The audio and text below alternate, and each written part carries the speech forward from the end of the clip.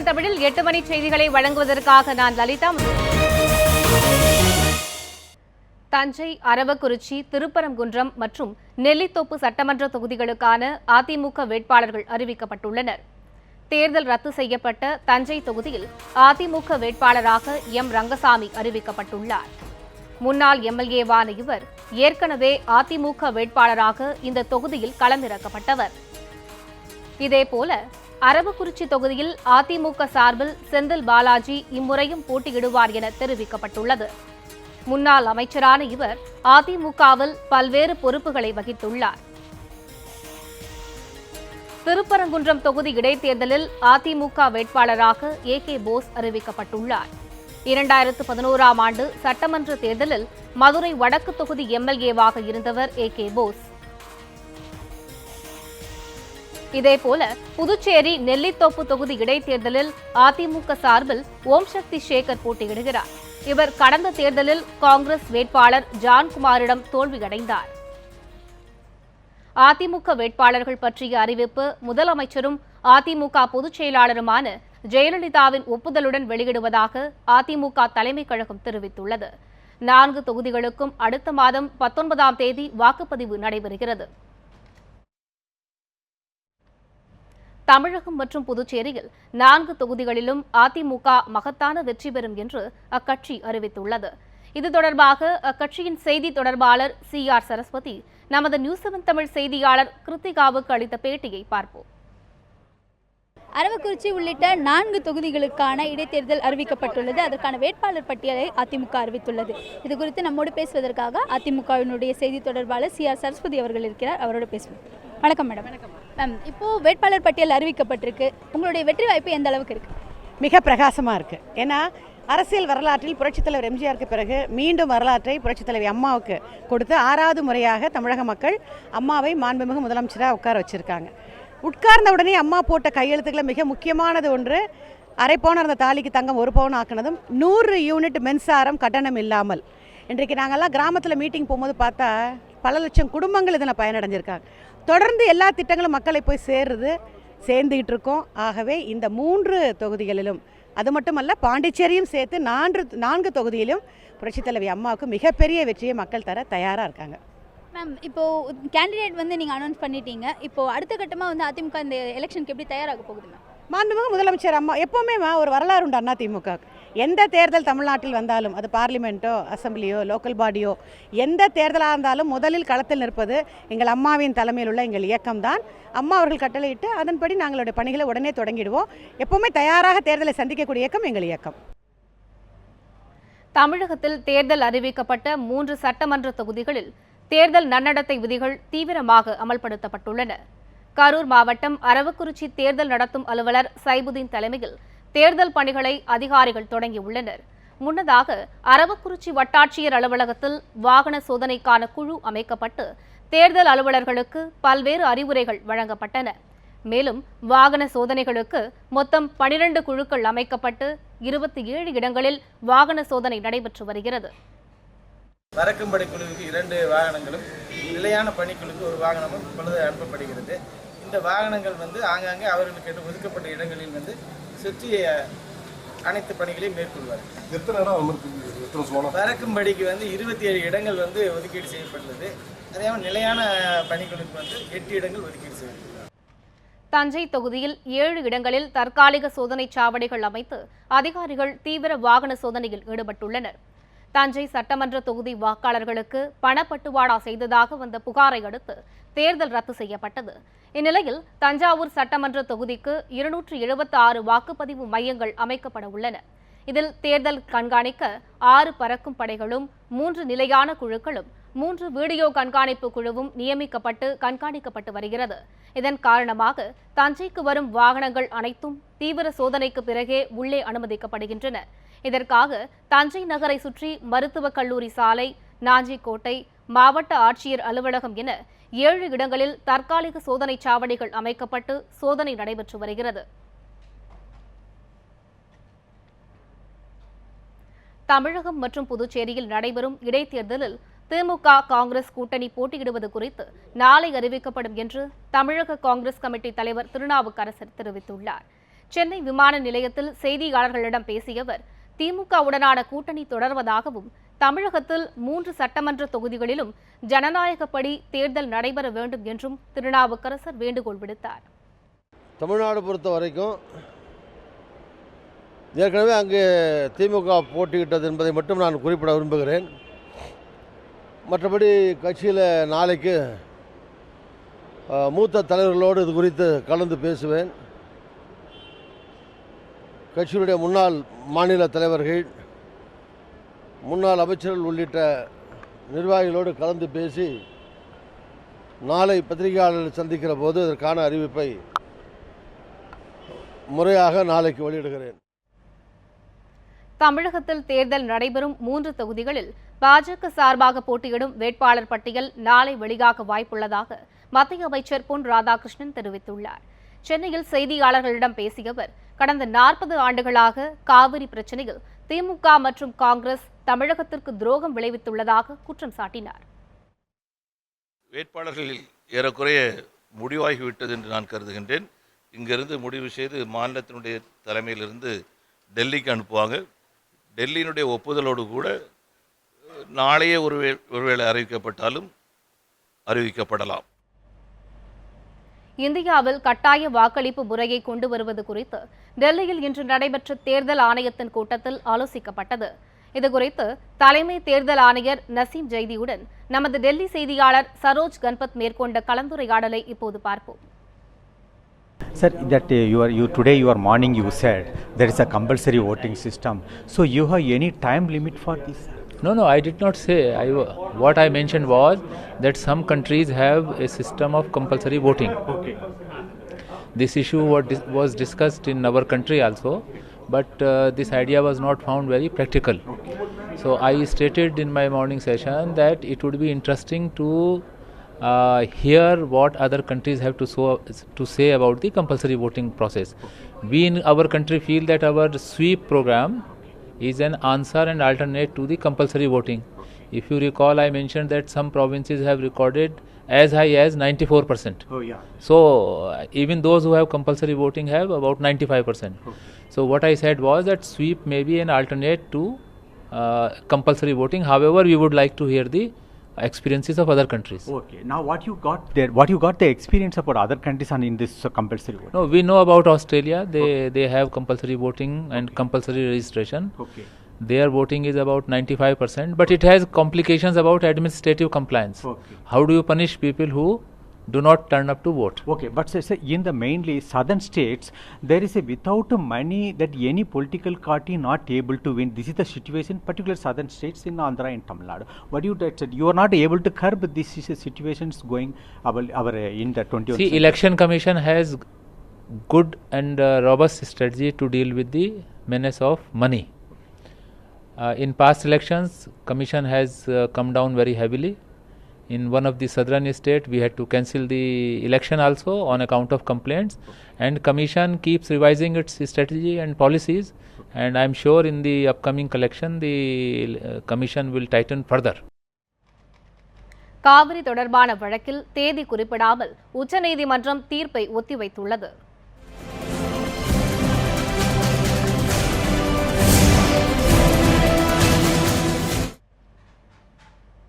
காவிரி நடுவர் மன்ற இறுதி தீர்ப்பை எதிர்த்து 3 மாநிலங்கள் தொடர்ந்த வழக்கை விசாரிக்க உச்சநீதிமன்றத்திற்கு அதிகாரம் உள்ளதா என்ற வழக்கில் தீர்ப்பு தேதி குறிப்பிடாமல் ஒத்திவைக்கப்பட்டுள்ளது.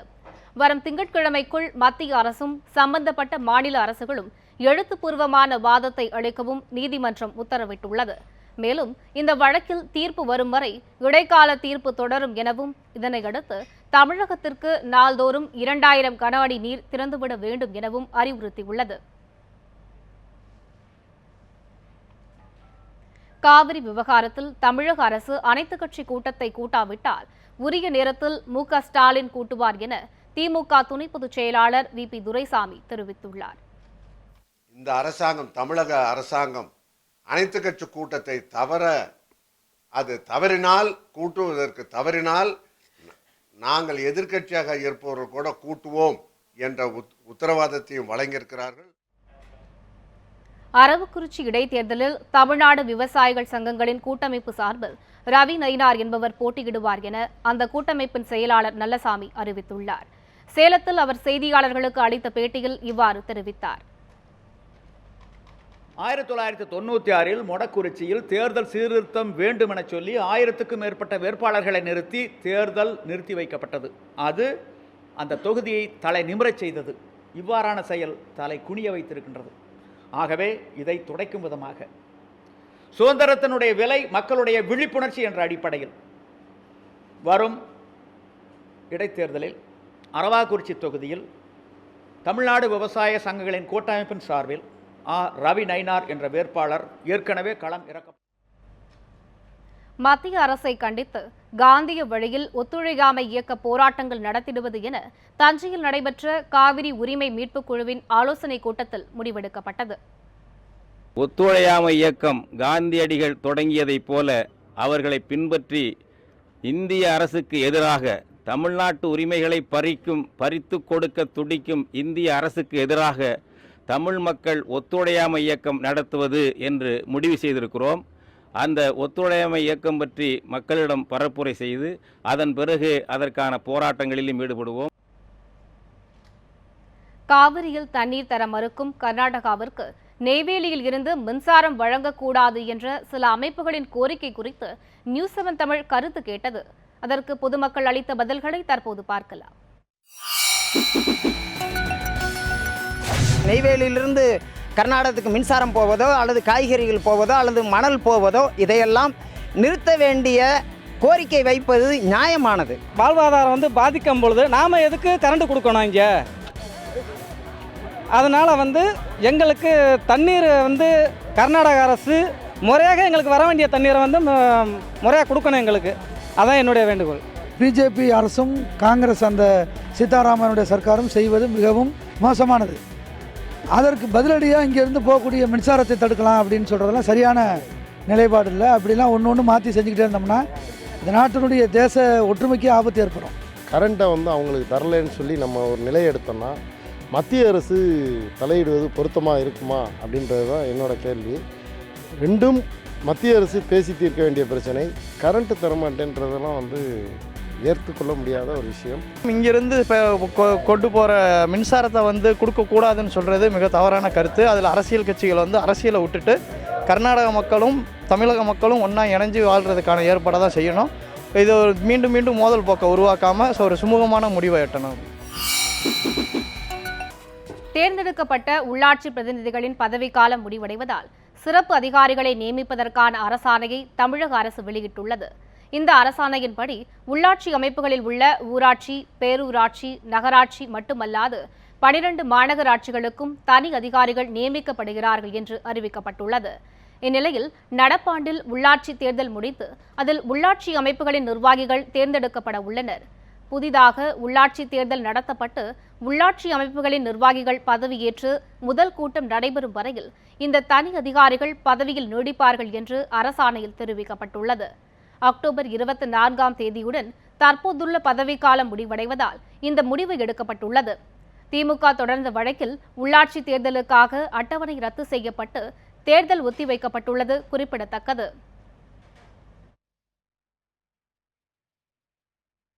தமிழக காங்கிரஸ் கமிட்டி தலைவர் திருநாவுக்கரசருடன் தமக்கு எந்த கருத்து வேறுபாடும் கிடையாது என EVKS இளங்கோவன் கூறியுள்ளார். கோவையில் செய்தியாளர்களிடம் பேசிய அவர், காவிரி மேலாண்மை வாரியம் அமைக்க கோரி நடைபெற்ற போராட்டத்தில் காங்கிரஸ் கட்சியினர் அதிகம் கவனம் செலுத்தி இருக்க வேண்டும் எனவும் கூறினார். மோடியும் மத்திய அரசாங்கம் தான் பண்ண வேண்டும். அவர்கள் செய்யாமல் இருப்பது கட்டடத்துக்குரியது. இன்னும் இந்த ரயில் மறியல் போராட்டம் மற்ற 2 நாளாக நடந்த போராட்டங்களில் காங்கிரஸ் இன்னும் கொஞ்சம் அதிகமாக பங்கேற்றிருக்க வேண்டும் என்பதுதான் என்னுடைய கருத்து. எனக்கும் திருநாவுக்கரசருக்கும் எந்த விதமான கருத்து வேறுபாடும் கிடையாது. நாங்கள் டெல்லிக்கு வந்ததுக்கு இவ்வளோ பெரிய முக்கியத்துவம் என்பது பத்திரிகையில் பார்த்து டிவியில் பார்த்தா தெரிந்து கொண்டே ஒழிய அவ்வளோ உள்ள முக்கியமான ஒரு சந்திப்பு கிடையாது. அனைத்து அரசு மருத்துவமனைகளிலும் 29 வகையான காய்ச்சல்களை கண்டறிவதற்கான ஆய்வக வசதிகள் செய்யப்பட்டுள்ளதாக சுகாதாரத்துறை அமைச்சர் விஜயபாஸ்கர் தெரிவித்தார். சென்னை அரசு பல்நோக்கு உயர் சிறப்பு மருத்துவமனையில் தொற்றுநோய் தடுப்பு குறித்த ஆய்வுக் கூட்டம் நடைபெற்றது. சுகாதாரத்துறை அமைச்சர் விஜயபாஸ்கர் தலைமையில் நடைபெற்ற இந்த கூட்டத்தில் செயலாளர் ராதாகிருஷ்ணன், அரசு மருத்துவர்கள், சுகாதாரத்துறை அதிகாரிகள் உள்ளிட்டோர் கலந்து கொண்டனர். இக்கூட்டத்தில் சுகாதாரத்துறை செயலாளர் ராதாகிருஷ்ணன் பேசும்போது, திருவள்ளூர் போன்ற இடங்களில் போலி மருத்துவர்கள் பிரச்சினையை கட்டுப்படுத்த நடவடிக்கை எடுக்கப்பட்டு வருவதாக தெரிவித்தார். தேவையில்லாமல் மக்கள் மத்தியில் காய்ச்சல் குறித்து பீதி ஏற்படுத்தக்கூடாது எனவும், மக்களுக்கு என்ன காய்ச்சல் என்பதை மருத்துவர்கள் தெளிவுபடுத்த வேண்டும் எனவும் கேட்டுக்கொண்டார். 29 வகையான காய்ச்சல்களை கண்டறிய அரசு மருத்துவமனைகளில் ஏற்பாடு செய்யப்பட்டுள்ளதாகவும், பொதுமக்கள் சாதாரண காய்ச்சல் என அலட்சியம் செய்யாமல் உடனடியாக மருத்துவரை அணுகி பரிந்துரை பெற வேண்டும் எனவும் அமைச்சர் விஜயபாஸ்கர் வேண்டுகோள் விடுத்துள்ளார். அனைத்து காய்ச்சலும் டெங்கு காய்ச்சல் அல்ல. இருந்தாலும் கூட காய்ச்சல் கண்டவுடனே அரசு மருத்துவமனைக்கு வர வேண்டும் என்று பொது சுகாதாரத்துறை மூலமாக பொதுமக்களுக்கு வேண்டுகோள் விடுக்கப்படுகின்றது. காரணம், 29 வகையான வைரஸ் காய்ச்சலை என்ன காய்ச்சல் என்று கண்டுபிடிக்கக்கூடிய அத்துணை வசதிகளும், அதற்கு தேவையான மருந்து, மாத்திரைகள், ஃப்ளூயிட், பிளட் காம்பனன்ட் உள்ளிட்ட அனைத்தும் அரசு மருத்துவமனையில் போதிய அளவில் இருக்கின்றன. ஆகினால பொதுமக்கள் இந்த பொது சுகாதாரத்துறை வேண்டுகோளை ஏற்றுக்கொள்ள வேண்டும் என்று அன்போடு கேட்டுக்கொள்ளப்படுகிறது. திருச்சி பொன்மலை ரயில்வே பணிமனையில் பணிபுரியும் ஊழியர்கள் 12 பேர் டெங்கு காய்ச்சலால் பாதிக்கப்பட்டு ரயில்வே மருத்துவமனையில் அனுமதிக்கப்பட்டுள்ளனர். திருச்சி மாநகரத்திற்கு உட்பட்ட பொன்மலை வார்டில் சுமார் 2000 குடியிருப்புகளும், பொன்மலை ரயில்வே பணிமனையில் 5000 பணியாளர்களும் வேலை செய்து வருகின்றனர். இந்த தொழிற்சாலையில் 1500க்கும் மேற்பட்ட வட மாநில தொழிலாளர்கள் பணிபுரிந்து வருகின்றனர். இந்நிலையில் வட மாநிலங்களைச் சேர்ந்த 12 பேருக்கு டெங்கு காய்ச்சல் இருப்பது உறுதி செய்யப்பட்டுள்ளது. இதனால் காய்ச்சலால் பாதிக்கப்பட்ட தொழிலாளர்கள் திருச்சி பொன்மலை ரயில்வே மருத்துவமனையில் சிகிச்சை பெற்று வருகின்றனர். இதனையடுத்து மாவட்ட ஆட்சியர் KS பழனிசாமி தலைமையிலான குழுவினர் டெங்கு பரப்பும் ஏடிஎஸ் கொசு ஒழிப்பு பணிகளில் தீவிரமாக ஈடுபட்டு வருகின்றனர். இந்நிலையில் நேற்று ரயில்வே மருத்துவமனையில் திருச்சி மாநகராட்சி நல அலுவலர் கீதா ராணி டெங்கு குறித்து ஆய்வு செய்ய சென்றார். அப்போது அவரை ரயில்வே மருத்துவமனையில் பணியில் இருந்து மருத்துவர் ஜோஸ் ஆண்டனி எழிலரசு என்பவர் தகாத வார்த்தைகளால் திட்டியதாக தெரிகிறது. இதுகுறித்து திருச்சி மாநகர காவல்துறை ஆணையர் மஞ்சுநாதாவிடம் கீதா ராணி புகார் மனு அளித்துள்ளார்.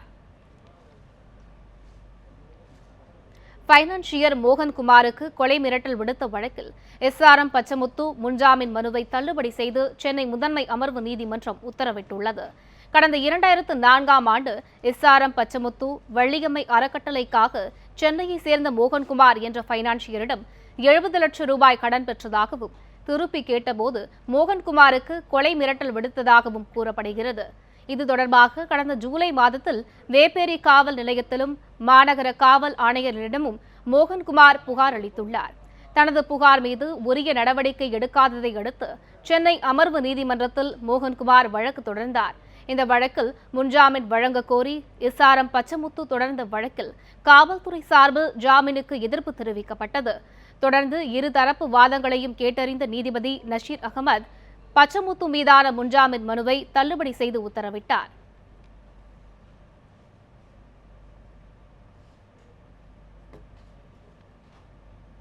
SRM பல்கலைக்கழக வேந்தர் பச்சமுத்து 1,20 லட்சம் ரூபாய் பணத்தை பெற்று மோசடி செய்ததாக புகார் அளித்தவரிடம் மத்திய குற்றப்பிரிவு போலீசார் விசாரணை மேற்கொண்டனர்.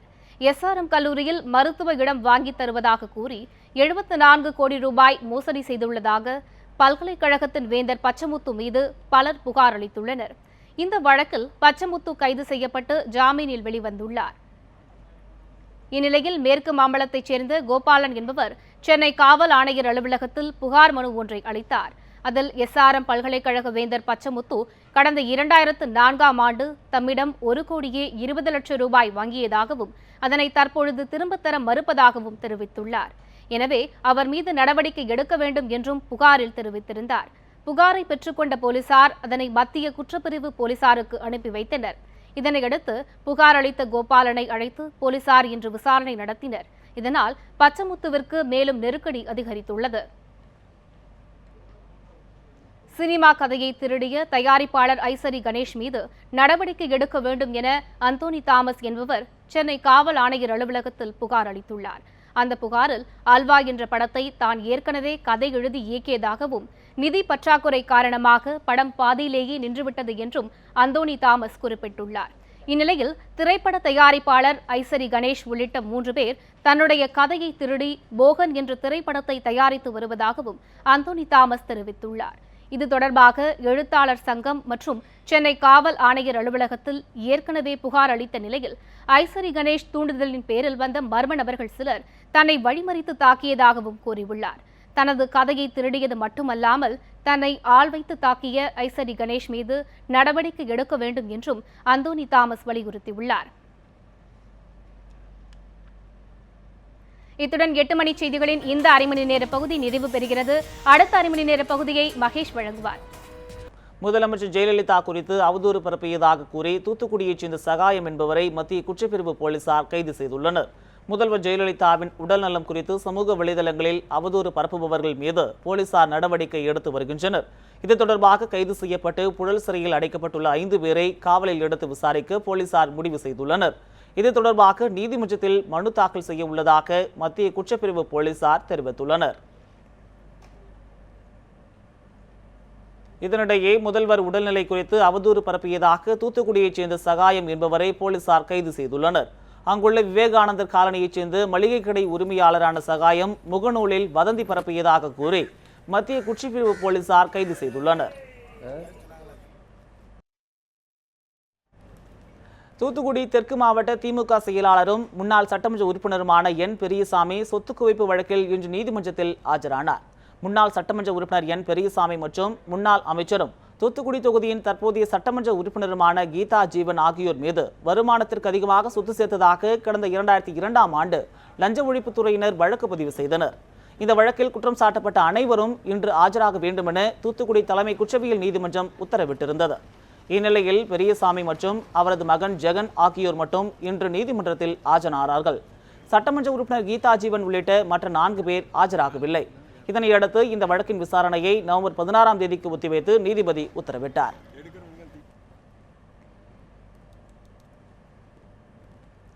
தமிழகத்தில் வடகிழக்கு பருவமழை தொடங்க உள்ள நிலையில் சென்னை மாநகரில் மேற்கொள்ள வேண்டிய முன்னெச்சரிக்கை நடவடிக்கைகள் குறித்து நகராட்சி செயலாளர் தலைமையில் ஆலோசனைக் கூட்டம் நடைபெற்று வருகிறது. தமிழகத்தில் வரும் 25ஆம் தேதிக்கு மேல் வடகிழக்கு பருவமழை தொடங்க வாய்ப்புள்ளதாக சென்னை வானிலை ஆய்வு மையம் தெரிவித்துள்ளது. இதனையடுத்து சென்னையில் மாநகராட்சி சார்பில் மேற்கொள்ள வேண்டிய முன்னெச்சரிக்கை நடவடிக்கைகள் குறித்த ஆலோசனைக் கூட்டம் ரிப்பன் மாளிகையில் நடைபெற்றது. நகராட்சி நிர்வாகம் மற்றும் குடிநீர் வழங்கல் துறை செயலாளர் பனீந்திர ரெட்டி தலைமையில் நடைபெற்ற கூட்டத்தில் பெருநகர சென்னை மாநகர ஆணையர் கார்த்திகேயன் மற்றும் அதிகாரிகள் பங்கேற்றுள்ளனர். இதில் பருவமழை காலத்தில் நீர் தேங்காமல் இருக்க மேற்கொள்ள வேண்டிய நடவடிக்கைகள், மீட்பு பணிகள், கட்டுப்பாட்டு அறை உள்ளிட்டவை குறித்து ஆலோசிக்கப்படுவதாக கூறப்படுகிறது. ஏற்கனவே முன்னெச்சரிக்கை நடவடிக்கைகளுக்காக 103 படகுகள், 270 மோட்டார் பம்புகள் நிவாரண நடவடிக்கைகளுக்காக தயார் நிலையில் வைக்கப்பட்டுள்ளது. மக்களை தங்க வைக்க 156 நிவாரண முகாம்கள் அடையாளம் காணப்பட்டுள்ளது குறிப்பிடத்தக்கது.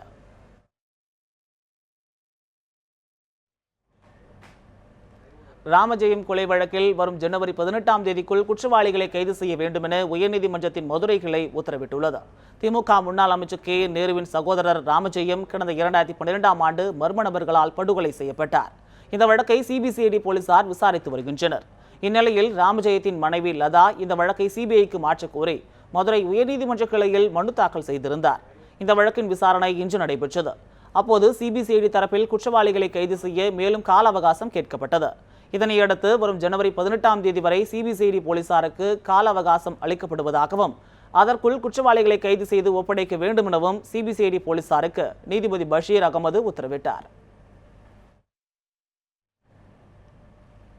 சென்னை காவல் ஆணையர் அலுவலகத்திற்கு இரத்த காயங்களுடன் புகார் கொடுக்க வந்த பெண்களில் ஒருவர் மயங்கி விழுந்ததால் பரபரப்பு ஏற்பட்டது. சென்னை ராஜமங்கலத்தைச் சேர்ந்தவர் சந்திராவிற்கும் அவரது உறவினர் மதுசூதனனுக்கும் சொத்து பிரச்சினை தொடர்பாக முன்விரோதம் இருந்தது. இந்த நிலையில் இன்று காலை மதுசூதனன் மற்றும் அவரது ஆதரவாளர்கள் 4 பேர் சேர்ந்து சந்திராவின் 3 குழந்தைகளை கற்களால் தாக்கியுள்ளனர். இதுகுறித்து ராஜமங்கலம் காவல் நிலையத்திற்கு புகார் அளிக்க சென்றபோது அங்கிருந்தவர்கள் புகாரை வாங்க மறுத்ததாக கூறப்படுகிறது. இதனையடுத்து சந்திரா மற்றும் காயமடைந்த அவரது 3 குழந்தைகளும் ரத்தம் தோய்ந்த ஆடைகளுடன் சென்னை காவல் ஆணையர் அலுவலகத்திற்கு புகார் கொடுக்க வந்தனர். அப்போது சந்திராவின் மகள் சங்கவி திடீரென மயங்கி விழுந்தார்.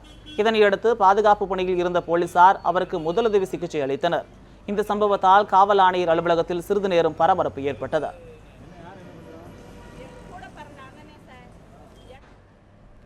மருத்துவமனையில் அனுமதிக்கப்பட்டு உயிரிழந்த சிறுவனின் பெற்றோரிடம் மருத்துவமனை சார்பில் பேரம் பேசிய பெண் டிஎஸ்பியின் செயல் குறித்து நியூஸ் 7 தமிழ் இணையதளத்தில் நேயர்களிடம் கருத்து கேட்டிருந்தோம்.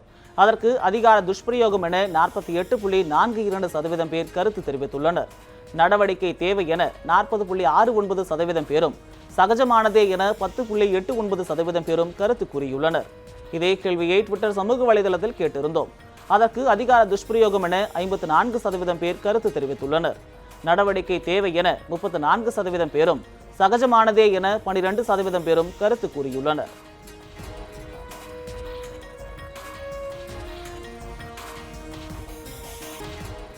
இளம்பெண்ணை திருமணம் செய்வதாக ஏமாற்றி பாலியல் வன்கொடுமை செய்ததாக அளிக்கப்பட்ட புகாரில் மதபோதகரை போலீசார் கைது செய்து விசாரணை நடத்தி வருகின்றனர்.